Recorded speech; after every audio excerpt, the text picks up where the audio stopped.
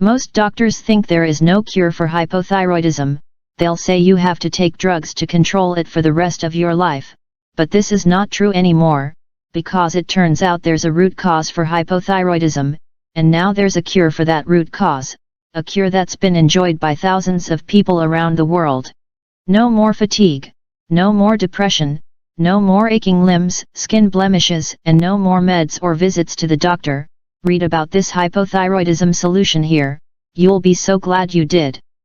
For more information, please check out the link in the description below. Don't forget to like the video. And don't forget to subscribe. For those people who have a hypothyroid disorder, I'm sure many wonders what has caused their condition to develop in the first place. There are many different hypothyroidism causes, which is why millions of people develop this condition. The following represent 5 of the more common causes of hypothyroidism. Number 1. Poor eating habits. As you probably know, eating foods of poor quality can cause a lot of health problems to develop, including thyroid conditions, and this of course is a common problem, as many people consume a regular diet consisting of refined foods and sugars. Whenever you eat refined food or sugar, it spikes up the blood sugar levels, which causes insulin to be released. This then causes the blood sugar levels to crash, and the hormone cortisol is then released by the adrenal glands.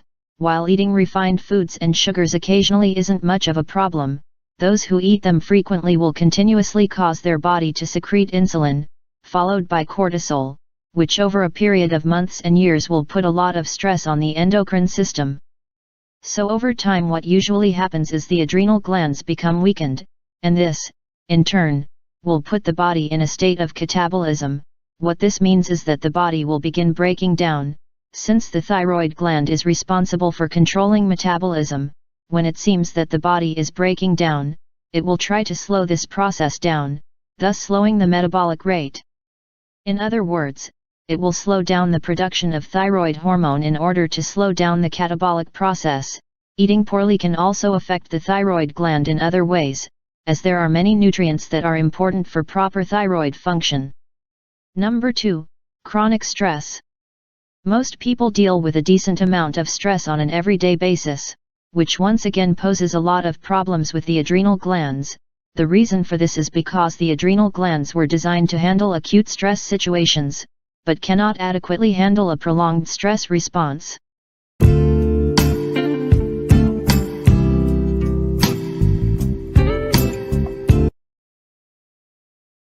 And so just as is the case when eating refined foods and sugars, dealing with a lot of stress on a daily basis and not doing a good job of managing it can lead to weakened adrenal glands, which, as you already know, can cause a hypothyroid condition to develop.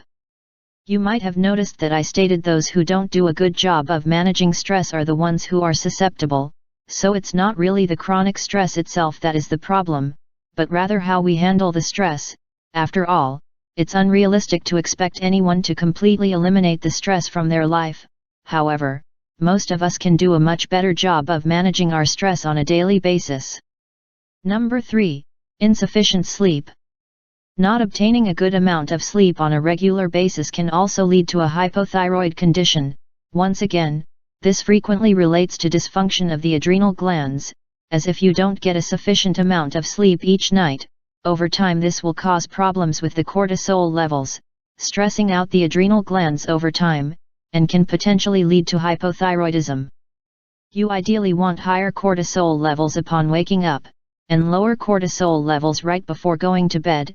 If you constantly go to sleep late and then wake up early, over time this can affect your cortisol levels, as many people develop low cortisol levels in the morning, which is one of the reasons they have difficulty waking up and starting their day. Number 4. Environmental toxins. There are thousands of different environmental toxins, and research has shown that they can lead to many different conditions, including thyroid disorders. In fact, there is a book written called The Autoimmune Epidemic, which talks about some of the conditions these toxins can cause. And while a general case of hypothyroidism definitely can be the end result of such a condition, environmental toxins can also lead to the development of an autoimmune thyroid disorder, such as Hashimoto's thyroiditis or Graves' disease. While it isn't possible to completely eliminate your exposure to these environmental toxins, especially since approximately 2,000 new chemicals are manufactured each year, most people can do a better job of minimizing their exposure to them. Many of the toxins people are exposed to are the result of household products they buy, such as household cleaners and cosmetics. These chemicals have a hormone-like effect on our bodies, and so being exposed to them constantly can lead to a hormone imbalance, which can lead to numerous health conditions. So once again, it's important to try your best to minimize your exposure to these toxins. Number 5. Genetics. Many people think genetics is a primary factor in the development of thyroid conditions. While genetics definitely can be a factor, research has shown that it isn't as big of a factor as some think it is.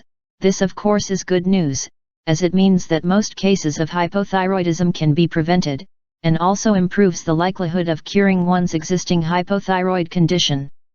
So if you have hypothyroidism, while genetics might be the sole cause, there is an excellent chance it isn't, which means there is a good chance that you can cure your condition.